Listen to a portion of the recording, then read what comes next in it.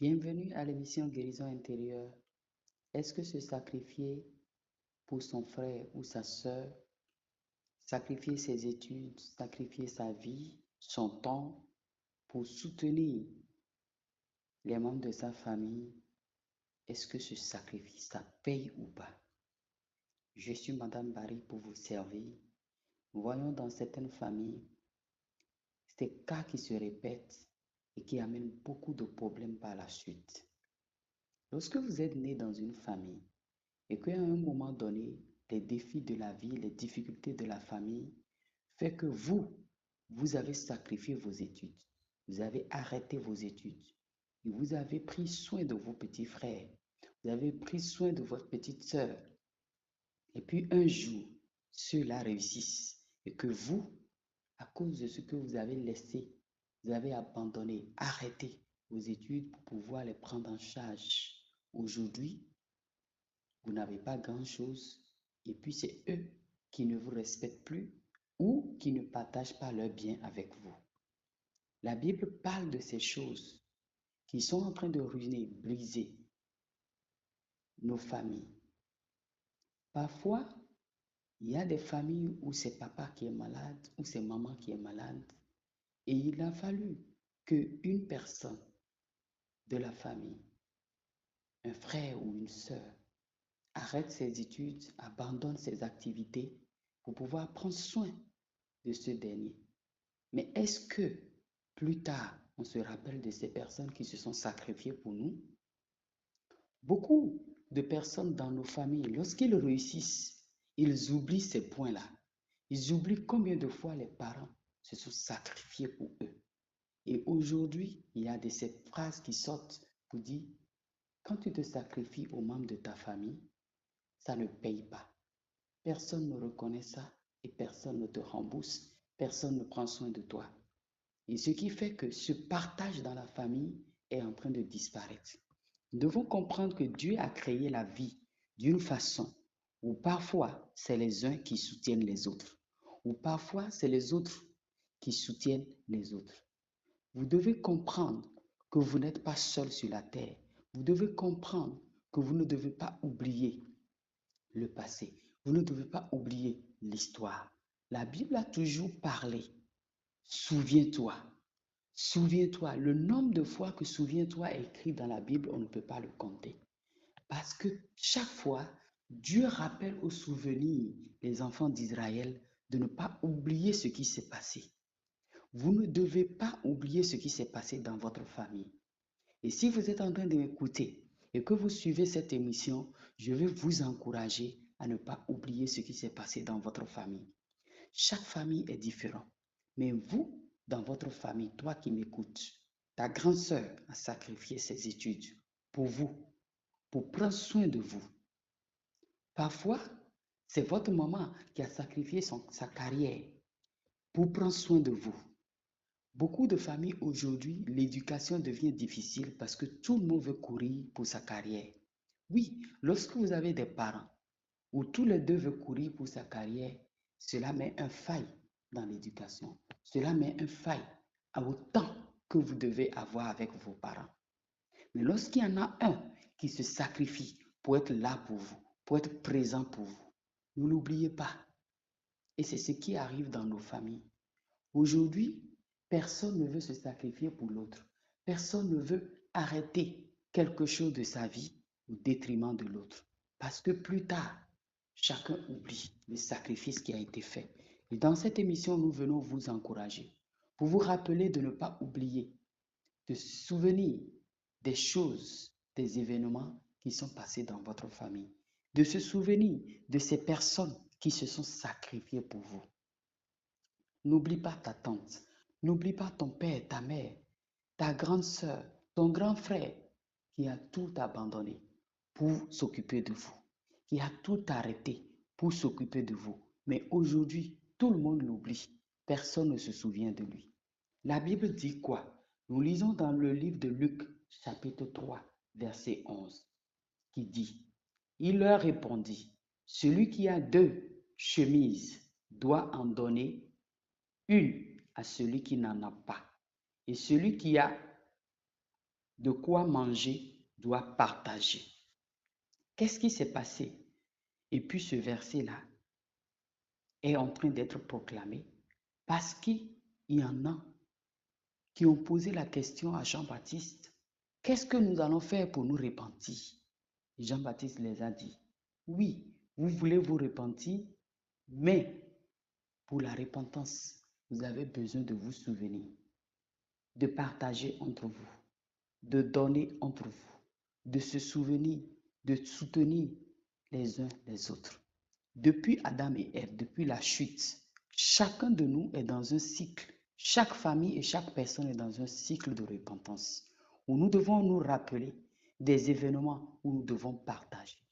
Dans une famille où les uns et les autres ont dû arrêter tout pour prendre soin d'autres personnes, il y a une question de repentance, de revenir, de partager, de revenir, de se souvenir de ces personnes-là et de partager vos chemises avec ces personnes, de partager vos manger avec ces personnes. On n'en parle pas beaucoup. On néglige beaucoup ces personnes qui se sont sacrifiées pour nous. Mais n'oublie pas que depuis la chute, ce cycle de repentance, de pouvoir toujours se souvenir des événements et de revenir sur ses pas ne change pas. Parce que Dieu, dans son amour, veut toujours l'équilibre dans chaque famille. Mets-toi à la place de ta sœur qui a arrêté ses études, qui a arrêté sa carrière, qui a arrêté toute chose pour prendre soin de vous lorsque vous n'avez plus de père, lorsque vous n'avez plus de mère, ou lorsque tout était difficile et elle a choisi de sacrifier ses études pour prendre soin de vous. Aujourd'hui, on pense que c'est mauvais de faire ça. Non, ce n'est pas mauvais de faire ça. Parfois, certaines personnes ont ce cœur de pouvoir se sacrifier pour les autres. Mais nous devons être équilibrés, de comprendre que lorsque ces personnes-là le font, nous ne devons pas oublier cela. Nous devons toujours nous souvenir pour les aider d'une manière ou d'une autre. Je n'ai pas dit d'oublier ses enfants et prendre soin de sa sœur qui a arrêté pour tout pour vous. Mais l'équilibre doit être. Nous devons partager. La Bible dit clairement que celui qui a deux chemises partage avec celui qui n'a pas. Et celui qui a de quoi manger partage avec celui qui n'a pas, qui n'en a pas. Qu'est-ce qui se passe dans nos familles où aujourd'hui, ceux qui se sont souvenus de nous, ceux qui sont sacrifiés pour nous, sont délaissés à leur compte? Cela ne doit pas être. Je veux t'encourager à vraiment revenir sur tes pas, de comprendre qu'il y a un certain nombre de choses. La vie ne nous montre pas tout. La vie ne nous dit pas tout. Mais les années à venir, la vie nous fait le rappel. N'oublie pas de prendre soin de ces personnes dans ta famille. Regarde un peu dans ta famille toutes les personnes qui se sont sacrifiées d'une manière ou d'une autre. Dieu t'a béni aujourd'hui, c'est pour que tu sois une source de bénédiction. La Bible est claire. Lorsque nous lisons dans Genèse chapitre 12, verset 2, la Bible dit clairement, je ferai de toi une grande nation, je te bénirai, je rendrai ton nom grand et tu seras une source de bénédiction. Oui, nous appelons aujourd'hui le Dieu d'Abraham, d'Isaac et de Jacob. C'est triste de voir au milieu des enfants de Dieu combien de personnes sont blessées, combien de personnes sont brisées parce qu'un jour, ils ont choisi de sacrifier leur vie, d'arrêter tout de leur vie pour prendre soin des membres de leur famille. Et aujourd'hui, personne ne se souvient d'eux. Alors que nous appelons ce Dieu d'Abraham, d'Isaac et de Jacob. Mais ce Dieu a dit à Abraham, je vais te bénir. Mais cette bénédiction n'est pas pour toi seul. Tu serais une source de bénédiction pour d'autres personnes. Mais pourquoi, lorsque nous sommes bénis, nous ne sommes plus disponibles à être une source de bénédiction pour les autres? C'est un alarme pour nous réveiller. C'est un encouragement pour nous réveiller que lorsque Dieu nous bénit dans une famille, nous devons être cette source de bénédiction pour les autres. Car Dieu est équilibré. Dieu est bon pour toi et il t'a béni. Dieu est bon pour toi et il s'est sacré. Il a utilisé quelqu'un. Puisque Dieu ne descend pas pour nous bénir, il a utilisé quelqu'un qui s'est sacrifié pour toi. Et aujourd'hui, toi, tu fais le gros dos et tu oublies. Tu oublies complètement ces personnes-là qui ont été là pour toi, qui ont ouvert la porte pour que toi, tu sois béni. tu dois aussi accepter d'ouvrir la porte pour être une source de bénédiction pour les autres. Et souvent, c'est les frères dans nos familles qui sont la source de tous ces chagrins, de toutes ces blessures dans les familles concernant l'équilibre du partage. Oui, parfois lorsque une sœur ou une maman se sacrifie pour ses enfants, plus tard, surtout quand c'est des garçons et puis c'est des hommes, un jour lorsqu'ils se marient, leurs femmes ne sont pas disponibles à ce que leurs frères puissent partager ses biens avec leur propre maman ou leur grande sœur qui s'est sacrifiée pour eux. Écoute-moi très bien. Si tu es marié et puis tu as entendu l'histoire que dans leur famille, dans la famille de ton mari, il y en a une qui s'est sacrifiée pour eux un jour, pour qu'ils puissent arriver là où ils sont arrivés, n'oublie pas ce verset de Genèse 2, 12, verset 2, que Dieu les bénit pour qu'ils soient une source de bénédiction pour les autres. Tu dois être cette personne-là qui encourage ton mari à pouvoir partager, à pouvoir soutenir ses soeurs, soutenir ses tantes, ses parents, parce qu'ils ont été là pour lui. C'est très important de ne pas oublier cela, parce que la vie est juste. Lorsque tu lis dans le livre de Luc chapitre 12, versets 20 à 21, il dit, mais Dieu lui dit, insensé, cette nuit même, tu cesseras de vivre. Et alors, pour qui sera tout ce que tu as accumulé? Jésus ajouta, ainsi est-il de celui qui amasse des richesses pour lui-même, mais qui n'est pas riche pour Dieu. Dieu veut qu'on soit riche pour lui. Nous voyons ici ce monsieur-là qui a amassé des richesses. Et puis ses fortunes, il est content de ça. Il disait à son âme, repose-toi, mange et dors parce que tu as beaucoup de richesses. Mais Dieu lui a dit, tu es un insensé. Lorsque tu n'encourages pas ton père, ton mari, ton frère, ta soeur, tu n'encourages pas les membres de ta famille à partager leurs biens avec ceux-là qui ont été là, qui se sont sacrifiés pour eux, tu es un insensé. Et la suite, c'est que cet insensé-là, tu ne pourras plus vivre parce que la vie est juste. Il a dit, tu ne vivras pas. Lis bien Luc chapitre 12, versets 20 à 21. Il dit même, cette nuit même, tu cesseras de vivre. Oui, et alors, pour qui sera tout ce que tu as accumulé? Parfois, nous pensons que la vie est dans notre main. Non, la vie, elle est juste et elle est équilibrée. Et Dieu permet parfois, même quand personne ne se sacrifie pour toi, Dieu permet parfois la richesse beaucoup plus chez d'autres que d'autres, dans le sens d'équilibrer les choses, de nous amener à partager, de nous amener à nous soutenir les uns les autres. Mais aujourd'hui, beaucoup de personnes sont méprisées, sont brisées, sont blessées dans leur famille, juste parce qu'il y en a un qui ne comprend pas, juste parce qu'il y en a un qui est insensé, juste parce qu'il y en a un qui pense que la vie s'arrête à son niveau, qui pense que l'avenir est dans ses mains, qui pense que les années à venir est dans ses mains et il ne veut pas partager. Comprends bien que lorsque tu es insensé, tu ne jouiras pas de cette richesse-là pour longtemps.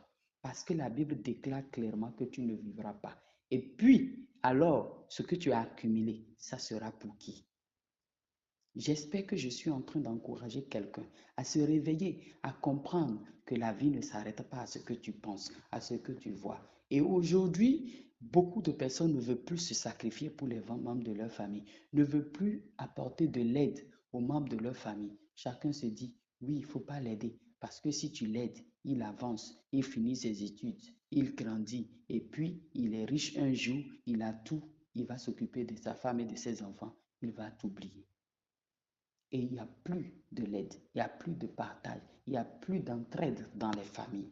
Nous devons nous réveiller pour comprendre que nous sommes en train de vouloir briser le cycle de bénédiction, de source de bénédiction que Dieu veut que nous soyons. Dieu ne nous bénit pas pour nous seuls. Dieu nous bénit pour que nous soyons une source de bénédiction pour les autres. Dieu nous bénit pour que nous soyons une source de bénédiction pour plusieurs. Et si tu es béni et tu penses que la bénédiction est simplement pour toi seul, tu es en train de te tromper. La vie est un cercle. Et puis dans ce cercle-là, il y a plusieurs personnes. C'est pour cela que nous devons comprendre que nous sommes dans un monde et que nous devons équilibrer les choses. Et cette phrase de oui, tu te sacrifies pour les autres, tu aides les autres. Aujourd'hui, lorsque les orphelins dans nos familles sont délaissés à leur compte, personne ne s'occupe d'eux. Nous préférons faire avancer les études de nos propres enfants que d'oublier les orphelins. Parce qu'on se dit que oui, on pense à nous-mêmes. On ne pense pas aux personnes qui se sont sacrifiées. N'oublie pas que ces orphelins-là, un jour, leurs parents se sont sacrifiés pour toi. Et ils ne sont plus, mais leurs enfants, tu es incapable d'investir dans la vie de leurs enfants. Parce que toi, tu penses que simplement, tu dois être une bénédiction pour toi-même. Mais la Bible dit que tu dois être une source de bénédiction pour les autres. Et lorsque nous comprenons profondément que dans le monde dans lequel nous ne sommes pas seulement des personnes que Dieu veut simplement qu'on soit bénis, mais que Dieu veut que nous soyons une source de bénédiction. Nous sommes dans cette alliance abrahamique. Et puis, on dit que nous sommes les enfants de Dieu. Nous, Abraham est notre père. Mais voici ce que Dieu a dit à Abraham dans Genèse chapitre 12, verset 2. Dieu a dit à Abraham clairement que je ne veux pas simplement que tu sois béni. Je ne te bénirai pas simplement. Mais rappelle-toi que lorsque tu es béni, tu dois être une source de bénédiction pour d'autres personnes. Tu dois être une source de bénédiction pour plusieurs. Et la Bible va nous dire que de ne pas aller dans les extrémités du monde seulement, mais de commencer à Jérusalem. Et si Dieu dit à Abraham que tu vas être une bénédiction et une source de bénédiction, ça ne serait pas une source de bénédiction simplement pour commencer par les autres. Ça commence dans ta famille. Parfois, on veut se faire voir lorsque on est riche, lorsqu'on a les moyens, et puis on bénit d'autres personnes dans les extrémités de la terre. Et on ne commence pas par Samarie, on ne commence pas par notre Judée, on ne commence pas par dans notre famille. Combien de personnes qui mangent et les membres de leur famille sont en train de mourir de faim? Combien de personnes qui ont deux chemises, comme la Bible a dit dans Luc chapitre 3, 11? Combien de personnes qui ont deux chemises et que les membres de leur famille, leur propre sang, celui qui a le même nom de famille qu'eux, n'ont rien à manger, ils n'ont rien à porter. Réveille-toi si tu es dans ce cas et partage cette vidéo pour encourager quelqu'un, pour que nous puissions nous réveiller, sachant que sur la terre des vivants, nous ne sommes pas bénis simplement pour nous, mais nous sommes bénis pour être une bénédiction, une source de bénédiction pour nos familles, pour les nations. C'est très important de comprendre que nous devons commencer dans notre famille. Commencer dans notre famille est une chose. Partager. Il a clairement dit, Jean a clairement dit, partagez. Celui qui n'a pas à manger, partagez-lui. Celui qui n'a pas de chemise, partagez-lui. Qu'est-ce que tu partages? Demande à celui qui est à côté de toi, qu'est-ce que tu partages? Est-ce que tu partages ce que tu as à manger avec les membres de ta famille qui n'ont pas à manger? Est-ce que tu partages de chemise avec les membres de famille qui n'ont pas de chemise? Ou bien tu penses à toi seul? Ou bien toi, tu es jaloux dans ce mariage-là, dans ce foyer-là, de ce qu'on apporte un peu de choses dans ta belle famille. On apporte un peu de choses aux membres des familles de ton mari. On apporte un peu de choses à ceux-là qui n'ont pas. Il faut que tu sois libéré de comprendre que si tu veux vivre longtemps, si tu veux que tes enfants vivent longtemps, tu dois comprendre ce principe de Luc chapitre 12, verset 21. C'est très important de ne pas oublier ça. C'est effrayant. C'est effrayant parce que Jésus a dit clairement, il a ajouté, la richesse que tu as amassée là, ça serait pour qui? Ça serait pour qui la richesse que tu as amassée? Parce qu'il faut que tu sois riche pour Dieu. Et Dieu ne descend pas pour bénir quelqu'un. Dieu ne descend pas pour donner quelque chose à quelqu'un. C'est entre nous que Dieu fait la chose. Donc pour toutes ces personnes qui ont vécu des traumatismes, qui ont été brisées, blessées dans leur famille, parce qu'ils ont sacrifié leur vie pour quelqu'un et qui pensent que cela est inutile. Je viens vous encourager que cela n'est pas inutile. Parfois, il faut que quelqu'un se sacrifie pour une autre personne. C'est la vie. La vie est faite ainsi, où d'autres doivent se sacrifier pour d'autres. Mais la règle, et ce qui est équilibré, ce qui est bon, c'est que ceux-là, pour qui on s'est sacrifié, qu'ils n'oublient pas, qu'ils se souviennent toujours, comme tu as toujours dit au peuple d'Israël, souviens-toi, n'oublie pas.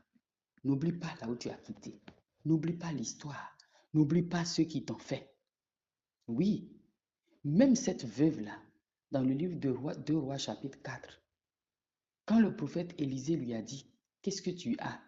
Et elle a réalisé finalement qu'elle a un peu d'huile et qu'elle a trouvé des vases et que cette huile a été multipliée. Quand elle est revenue vers le prophète Élisée, il lui a dit, n'oublie pas, va vendre cette huile-là, mais paye tes dettes. Parfois, nous avons des dettes envers les membres de nos familles. Tous ceux-là qui se sont sacrifiés un peu de leur vie pour nous.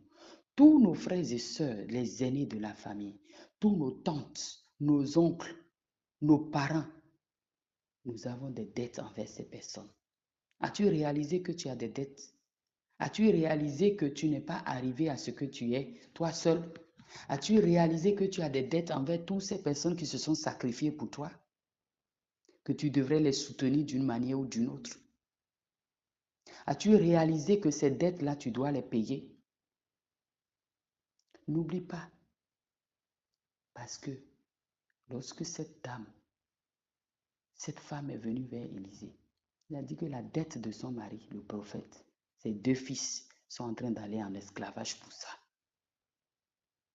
Et lorsque le miracle s'est produit, Élisée a dit à cette dame, vends l'huile là que tu as et tu payes tes dettes. Donc, il n'y a pas de dette à ne pas payer sur terre. Nous avons les dettes de nos péchés que Jésus-Christ a payées. Si c'était gratuit, il n'allait pas payer. Donc, nous devons payer nos dettes d'une manière ou d'une autre. Tous ceux qui ont porté main forte pour ta vie, pour que tu sois là où tu es, tu dois comprendre, comme Élisée a dit à cette veuve-là, paye tes dettes, vends l'huile et paye tes dettes. Donc, ce qui veut dire que les 2 enfants-là, qui doivent être en esclavage, on doit payer la dette pour laquelle ils devraient être en esclavage. Et si toi, tu ne comprends pas que tu dois payer les dettes des personnes qui se sont sacrifiées pour toi, tu vas le payer d'une autre façon. Oui, la vie, il faut que quelqu'un te le dise. La vérité, c'est que tu vas le payer d'une autre manière. Et c'est pour cela que je suis là pour t'encourager, pour te réveiller, pour que tu puisses comprendre que la dette se paye d'une manière ou d'une autre. La dette, elle se paye toujours. C'est pour cela que Jésus a payé pour nous sur la croix. Oui. Et si cette veuve-là, le prophète n'a rien fait pour que ses enfants n'aillent plus en esclavage, mais la solution, c'est que tout soit fait pour qu'elle puisse payer cette dette-là. Et le reste, il a dit, le prophète a dit à cette dame, vends cette huile, paye tes dettes, et puis le reste, tu pourras vivre de ça. Ce qui veut dire que la dette de toutes les personnes qui se sont sacrifiées pour vous, qui se sont sacrifiées pour nous, nous devons les payer. Et c'est le reste qui nous revient. On n'a pas dit de donner tout. Nous devons être équilibrés. J'aimerais que ça soit clair. Nous devons être équilibrés. 2 Rois chapitre 4. Dans cette histoire, nous voyons clairement que le prophète a dit, tu payes tes dettes, premièrement, et tu pourras vivre du reste. Donc, ça veut dire que Dieu ne veut pas qu'on puisse se ruiner aussi pour ceux qui se sont sacrifiés pour nous. Il faut qu'on soit intelligent, sage et équilibré dans tout ce qu'on fait. Oui, c'est très important de ne pas mélanger les choses. Il dit, tu payes tes dettes et tu pourras vivre de ce qui reste. Ça veut dire que on ne doit pas se tuer pour les gens, mais on ne doit pas non plus les laisser mourir de faim alors que Dieu nous a bénis au travers des sacrifices que eux ils ont faits. Combien d'enfants qui sont riches et que leurs parents n'ont pas d'habits, leurs parents ne peuvent même pas manger, leurs parents ne peuvent même pas bien se soigner, mais eux ils ont des moyens. Si tu es dans ce cas, réveille-toi. Réveille-toi et tu pourras savoir que cette dette des parents, tu ne peux pas finir de payer cette dette, mais tu dois contribuer à cette dette en prenant soin de tes parents, en prenant soin de tes soeurs, de tes frères qui se sont sacrifiés pour toi. Qui se sont sacrifiés pour toi. Et vous qui êtes dans les maisons, dans les foyers, dans les familles, qui s'opposent à cette chose, vous devez comprendre que vous êtes en train de conduire votre vie dans le décor. Parce que c'est tellement clair dans Luc chapitre 12, verset 21, que Jésus a ajouté, ainsi est-il de celui qui amasse des richesses pour lui-même, mais qui n'est pas riche pour Dieu. Un insensé, il ne vivra pas longtemps, nous dit la Bible. Luc chapitre 12, verset 20 à 21 dit qu'un insensé qui ne revient pas sur ses pas, un insensé qui ne paye pas ses dettes, qui n'est pas reconnaissant et qui ne prend pas soin des personnes qui se sont sacrifiées pour lui, à commencer par ses parents, à commencer par ses cousins, à commencer par ses frères, c'est les aînés qui se sacrifient, qui arrêtent tout, leurs études, qui arrêtent toute leur vie pour prendre soin de leurs frères, qui les oublient, qui les mettent dehors, qui les abandonnent, qui abandonnent leurs enfants un jour, qui ne peuvent pas soutenir même un tout petit. La Bible dit que vous êtes insensés et vous devez vous réveiller. Je viens pour vous encourager que c'est très important de se réveiller, de comprendre que nous devons payer nos dettes de tous ceux-là qui se sont sacrifiés pour nous et vivre du reste. C'est important de vivre du reste. Je ne dis pas de leur donner tout et d'oublier ta femme et tes enfants. Mais nous devons aussi être équilibrés, de ne pas être égoïstes, d'oublier ces personnes qui se sont sacrifiées pour nous. C'est très important de ne pas oublier ce point-là. Et si tu es en train de m'écouter et que tu as des dettes, je t'encourage à aller les payer. Oui, n'oublie pas que la Bible dit dans le livre de Proverbes aussi que celui-là qui a des dettes, il est esclave. Il est esclave. Donc toutes les personnes qui se sont sacrifiées pour toi et que toi tu penses que tu es riche aujourd'hui, que tu ne peux pas les aider, tu ne peux pas les soutenir, ne pense pas que tu es riche seulement, mais tu es leur esclave. Sans le savoir, tu es leur esclave. Et cet esclavage rattrape tous les insensés un jour, d'une façon ou d'une autre. Et Dieu veut que nous soyons ses mains et ses pieds. Nous soyons riches pour lui. Et je te bénis, toi qui as compris. Et pour ceux qui n'ont pas compris, je prie le Saint-Esprit de t'aider à comprendre. Car la parole de Dieu est claire. Et tu ne peux pas refaire le monde. Le monde est avec ses principes. De rembourser les dettes, d'être reconnaissant, de se souvenir toujours, d'avoir le souvenir.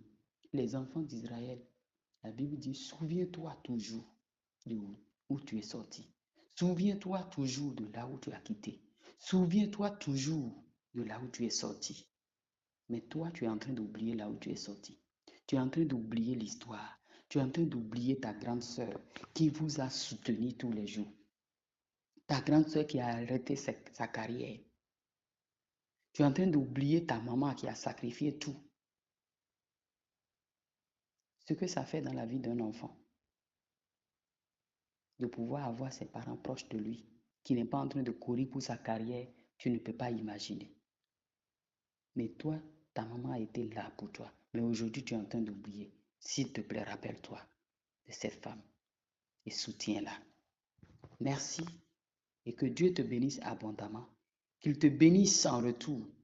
Car tous ceux-là qui obéissent à la parole de Dieu sont bénis en retour. Que la longévité soit ton partage. Que tu ne sois pas un insensé dont la vie s'arrête à court terme à cause de ce qu'il ne se souvient pas de ceux qui se sont sacrifiés pour lui. souviens-toi, n'oublie pas. À la base, à l'écoute de ce message, commence par appeler les membres de ta famille. Merci de partager, de vous abonner. Chaque jeudi, nous sommes là pour vous encourager. Soyez bénis abondamment.